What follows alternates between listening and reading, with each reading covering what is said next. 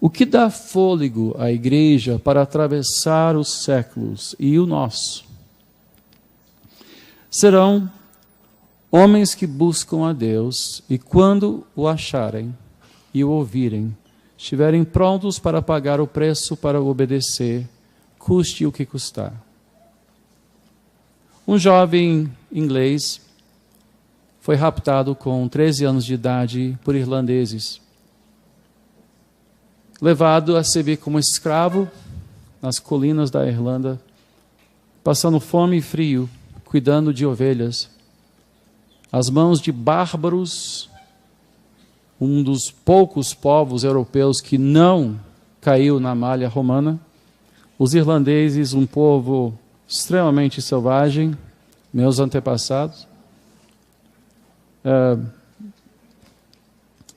e que um dia, sentado entre as ovelhas que ele tinha a responsabilidade de cuidar, ouviu uma voz: fique de pé e comece a andar. Ele ficou de pé e andou até a costa, conseguiu um navio de volta para a sua terra, mas tinha perdido aqueles anos críticos nos quais ele teria aprendido os clássicos e teria tido capacidade de se preparar propriamente para o ministério. Patrício, no entanto, continuou, e como frade, que foi a única carreira que ele teria acesso por não ter os estudos necessários, aos 47 anos de idade, ou seja, quase 30 anos após o seu cativeiro, ele teve um sonho. Um irlandês, tal qual Paulo teve com o macedônio. Um sonho de um irlandês que disse: volte a andar entre nós. Patrício deixou a sua terra e voltou para a Irlanda. E aos 47 anos de idade, começou a pregar o Evangelho, montando uma espécie de mosteiro rural, pregando a vitória de Cristo. E até o fim antes do fim da sua vida, Irlanda foi evangelizada. Os seus discípulos se encantaram com as Escrituras e sentiram, ao ler as Escrituras, que a vida cristã era uma vida de martírio. Então, para serem mártires, eles disseram: para nós sermos cristãos, temos que ser mártires. Então, eles instauraram o martírio verde, que os levou aos campos, às florestas, sentar debaixo de uma árvore e simplesmente copiar as Escrituras. Se você perguntasse o que Deus estava fazendo na época de Patrício, eles estavam copiando as Escrituras sagradas, de onde temos a tradição do livro de Kells e outros. Só que irlandeses não conseguem ficar sozinhos, eles são amigáveis demais, então com pouco tempo já começava a juntar outros e a coisa ficou tão boa que eles viram que o martírio verde não era mais um martírio, já era uma festa, mas já havia muita gente copiando as Escrituras e a grande literatura da Europa.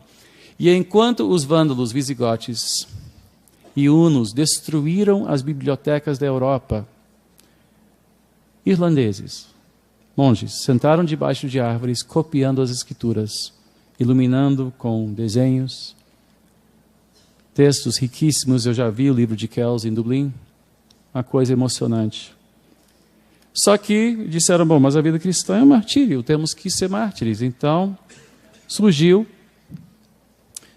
o conceito do martírio branco, que cedo de manhã, quando o sol começa a aparecer e o céu fica branco, eles pegaram os seus livros, amarraram os livros na cintura, entraram no barquinho para uma direção não conhecida, com o intuito de espalhar o Evangelho e o que continha naqueles livros. Eles voltaram para a Europa, acharam uma terra arrasada e começaram a montar mosteiros pela Europa toda, e eles salvaram a cristandade. Mas tudo começou com um menino escravo que ouviu a voz de Deus, que estava disposto a voltar para a terra do seu cativeiro. Esses mosteiros se tornaram as grandes cidades da Europa. Tomás de Aquino, um homem rico, riquíssimo, cuja vocação ministerial não foi aceita pelo seu pai nem pelos seus irmãos, que o raptaram, tentaram seduzi-lo como uma prostituta, mas ele foi chamado, um dos grandes intelectuais do nosso tempo, foi um frade mendicante. Viveu na absoluta pobreza. Dependeu da doação de esmolas para viver. E produziu uma obra literária com poucos pares na história da cristandade. Francisco de Assis, idem, homem riquíssimo, mas que trouxe de volta a simplicidade do Evangelho. Benedito, ou Bento, como ele é conhecido, um monge que revolucionou a Europa, com 3 ideias só: a leitura da Bíblia, oração e trabalho honesto. Com isto, revolucionou o cenário da Europa. Lutero enfrentou Roma, mudou a igreja. Wesley, proibido de pregar dentro da igreja anglicana, ficou de pé, usando os túmulos que costumam cercar as igrejas. Quem já visitou a Inglaterra sabe que toda igreja tem um cemitério. Então ele ficou de pé, em cima dos túmulos, pregando. George Whitefield, que foi de fato o pai do metodismo, não foi Wesley, ele começou a pregar para mineiros a caminho do trabalho, a caminho das minas. Ele ficava num campo aberto, com uma voz estrondosa. Dizem que ele pregava para 50 mil pessoas de uma vez, sem microfone. Depois foi para os Estados Unidos, evangelizou, fundou um orfanato na Carolina do Norte ou na Virgínia, não me lembro. Mas a igreja continuou a marchar, mudou de cara, mudou de face. William Carey, pai das missões modernas, visionário. D.L. Moody, que foi chamado por Deus para evangelizar os meninos nas ruas de Chicago. Billy Graham, primeiro a dizer na sua geração que Deus era um Deus bom. Todos esses homens tinham algo em comum. Eles não se renderam às expectativas da geração que os antecedeu. No ministério não há truques ou fórmulas. Eu me lembro na época do grande crescimento e notoriedade ou fama, dependendo do que você acha da igreja dele, todos iam para a Coreia para ver o reverendo Cho e a montanha de oração e a sua igreja de 25 mil lugares. E todo mundo queria uma igreja igual ao do Cho. Então começamos a fazer grupos de célula e todo mundo queria uma montanha de oração. Mas acontece que Cho foi um visionário e foi chamado para a Coreia. A missão nasce na terra, no contexto. Seja a Irlanda, seja a Alemanha, seja a Coreia. Não há truques que podemos copiar. Não há modelos que podemos copiar para garantir a longevidade da igreja, que vai continuar, porque Deus vai chamar servos. Talvez o novo Lutero do século XXI, esteja caindo bêbado num bar, numa esquina, em qualquer lugar, hoje.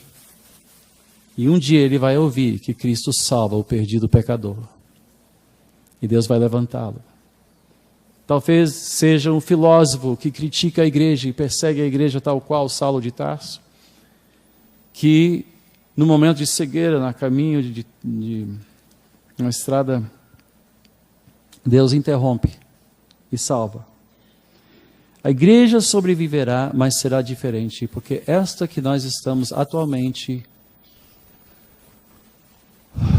conduzindo está falindo. Esta igreja está falindo. Nós achatamos a vida cristã, transformando-a apenas numa decisão.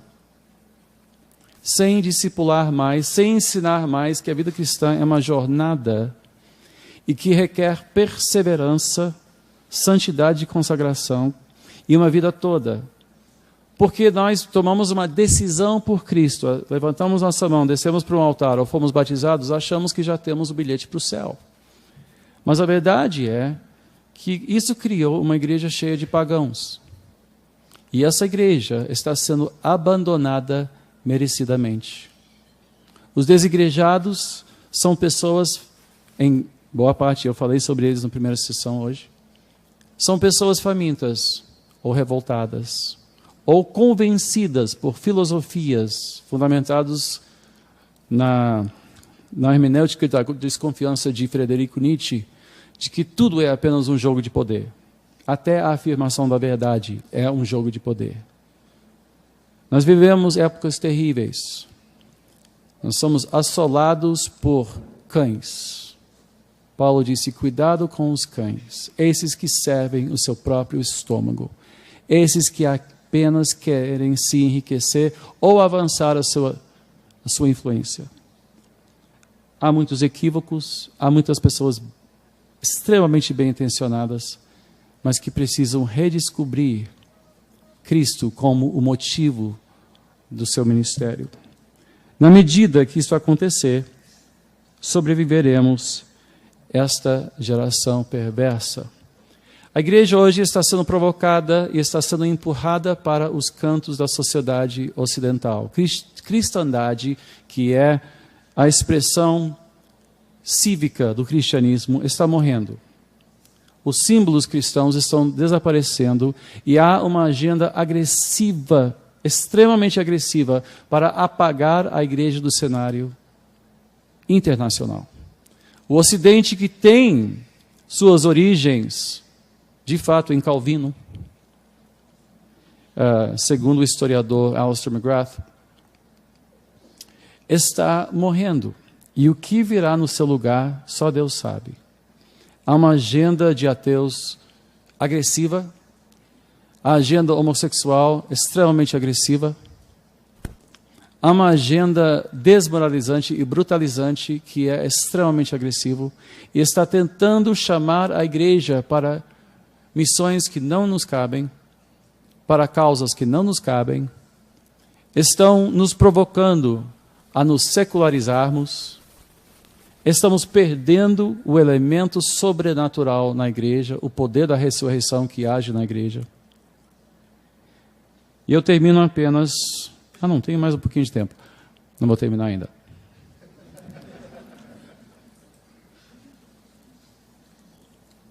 Nós estamos ganhando batalhas, mas perdendo a guerra. Estamos publicando manifestos que não fazem nem fim nem fó. O que transforma é o evangelho do qual eu não tenho vergonha. É loucura e irrelevante para o mundo.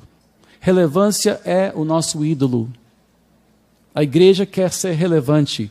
Meus irmãos, a Bíblia não responde às perguntas que o mundo está fazendo. A Bíblia propõe as perguntas e depois as responde. Nós temos que voltar à Bíblia não somente para achar respostas, mas para achar as perguntas certas. Não importa o que a sociedade pensa de nós, não precisamos de comendas, não precisamos de títulos de cidadão horário, certamente não precisamos de chaves da cidade que não servem para nada senão vanglória. Não precisamos de fama, a igreja não precisa de visibilidade, precisa do poder do Espírito Santo salvando vidas perdidas. Relevância é um ídolo. Relevância quer dizer peso, ter peso. Não temos que construir o reino de Deus, nós pedimos a Deus que Ele mande o reino de Deus. Venha o reino de Deus. O reino de Deus vem. Nós não construímos o reino de Deus. Não cabe a nós construirmos o reino de Deus. O reino de Deus vem. Nós temos que proclamar o reino de Deus. Nossa missão é proclamação do Evangelho, porque é o poder de Deus. Apocalipse 12, versículos 10 e 11, e com isso eu vou terminar. Diz, então ouvi uma forte voz dos céus que dizia, agora veio a salvação, o poder e o reino do nosso Deus, e a autoridade do seu Cristo, pois foi lançado fora o acusador dos nossos irmãos, que os acusa diante de Deus dia e noite. Eles o venceram pelo sangue do Cordeiro, pela palavra do testemunho que deram, e diante da morte não amaram a própria vida. A nossa vitória é a fé, Paulo disse. Essa é a nossa vitória. Teremos que resgatar a cruz como o centro da nossa proclamação, e a cruz somente. Porque sem a cruz, a igreja não existe. Não tem razão de existir. Sem o poder da ressurreição, a igreja não tem capacidade de resistir. Mas se pela palavra do nosso testemunho, e nós tivermos o desprendimento o suficiente e o amor suficiente por Cristo, para enfrentar a tempestade que está por vir, porque vem, não se engane, por favor, a nossa liberdade de religião é uma bolha tanto histórica como cultural. Só em 2010, 250 mil pessoas foram assassinadas ao redor do mundo por causa da fé em Cristo Jesus. Os números da perseguição cristã nunca foram tão estarrecedores. Nunca, nunca. A primavera árabe, e eu recebi e-mails pedindo que eu orasse pela primavera árabe para destituir os déspotas, foi o precursor de uma onda de perseguição onde igrejas estão sendo literalmente apagadas das suas nações. O Egito, Arábia Saudita, Líbano, Sudão. Igrejas inteiras, famílias inteiras, bairros inteiros estão sendo arrastados para as ruas e mortos a pontapés, pedradas e a fogo. A perseguição da igreja é uma realidade e nós não vamos cumprir a grande comissão sem que haja mártires. John Piper já falou isso. Sem que estejamos prontos para morrer. Primeiro para nós mesmos. Primeiro para nós mesmos. Mas em pouco tempo, no Ocidente, seremos surpreendidos pelo perigo que o Evangelho vai apresentar aos que abraçam. Eu já disse e eu vou dizer de novo. Hoje, para viver como cristão, você precisa tomar vergonha. Em pouco tempo, terá que tomar coragem. Que Deus tenha misericórdia de nós e levante fiéis, prontos para morrer pela causa de Cristo.